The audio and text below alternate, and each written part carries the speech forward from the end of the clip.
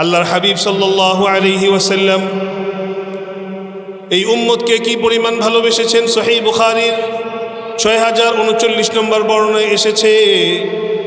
রাসূলুল্লাহ সাল্লাল্লাহু আলাইহি ওয়াসাল্লাম বলছেন, ইন্নামা মাসালি ওয়া মাসালুকুম কামাসালি রাজুলিন ইস্তাওকাদা নারা। তোমাদের আর আমার দৃষ্টান্ত হলো একটা লোক আগুন জ্বালিয়েছে এক জায়গায়, যেখানে আগুন জ্বালিয়েছে সেই জায়গার আশপাশে যত কীটপতঙ্গ আছে সবগুলো কীটপতঙ্গ ওই আগুনের মধ্যে ঝাঁপিয়ে পড়ার উপক্রম। প্রত্যেকে ঝাঁপিয়ে পড়ে নিজের জীবন দিয়ে দিচ্ছে ওই আগুনের মধ্যে পড়ে পড়ে।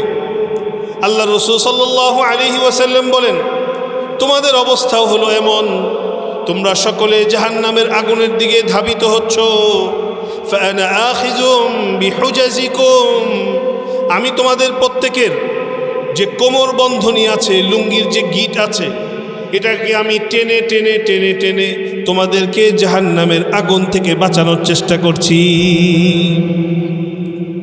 আল্লাহ রাসূল সাল্লাল্লাহু আলাইহি ওয়াসাল্লাম আমাদেরকে কেমন ভালোবেসেছেন।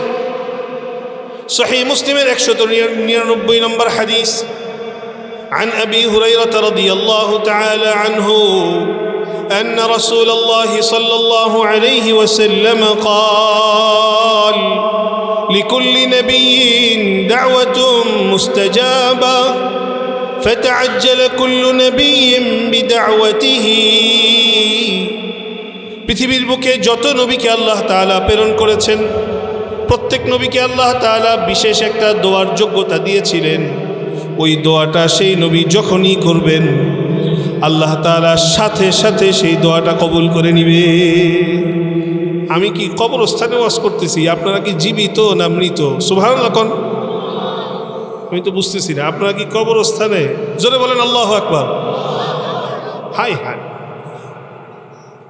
হাদিসটা বোঝার চেষ্টা করেন। নবীজি বলছেন, একটু হুহা করতে রাজি আছেন তো ইনশাআল্লাহ? পুরা রাজি না অল্প রাজি? পুরা রাজি না অল্প রাজি? আচ্ছা, রাগ করেন নাই তো আমার উপরে আবার?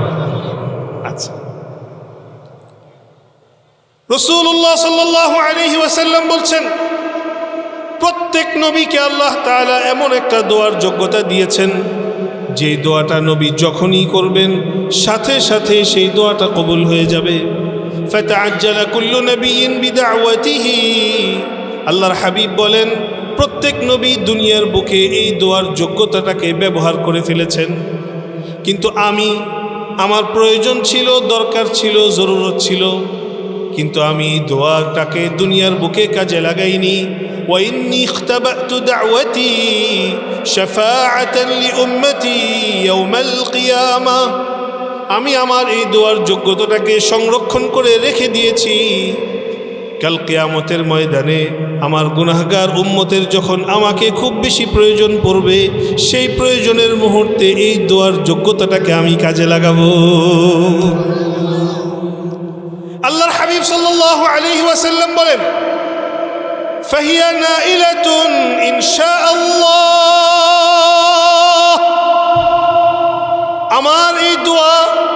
আমার এই দোয়া কাল কিয়ামতের ময়দানে সুপারিশ হিসাবে আমার প্রত্যেক ওই উম্মতের জন্য কার্যকরী হবে।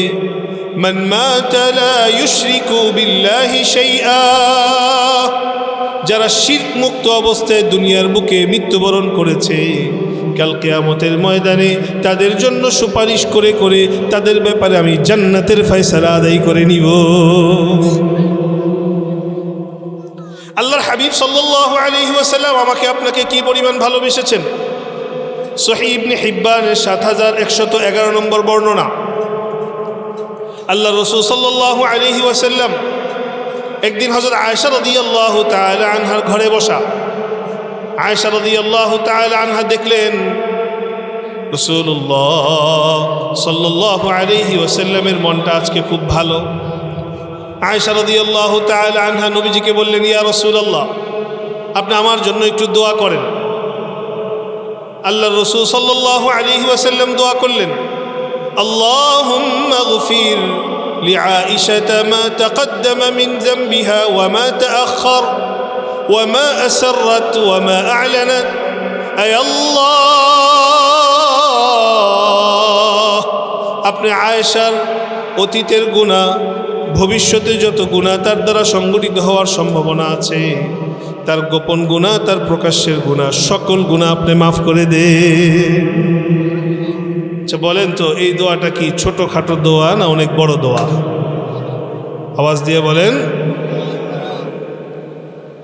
রাসূলুল্লাহ সাল্লাল্লাহু আলাইহি ওয়াসাল্লাম যখন আম্মাজান আয়েশা রাদিয়াল্লাহু তাআলা আনহার জন্য এই দোয়া করলেন, আম্মাজান আয়েশা রাদিয়াল্লাহু তাআলা আনহা অনেক খুশি হয়ে গেলেন। নবীজি হযরত আয়েশা রাদিয়াল্লাহু তাআলা আনহার খুশি দেখে জিজ্ঞাসা করলেন, ইয়া আয়েশাতু আয়াসুররুকি দুআই, ও আয়েশা তোমার জন্য আমি যে দোয়া করলাম এই দোয়া কি তোমার খুব খুশি লাগছে? হযরত আয়েশা বললেন, ইয়া রাসূলুল্লাহ আপনি আমার জন্য এত বড় দোয়া করেছেন, এরপরে তো আমার খুশি না লাগার কোনো কারণ নাই।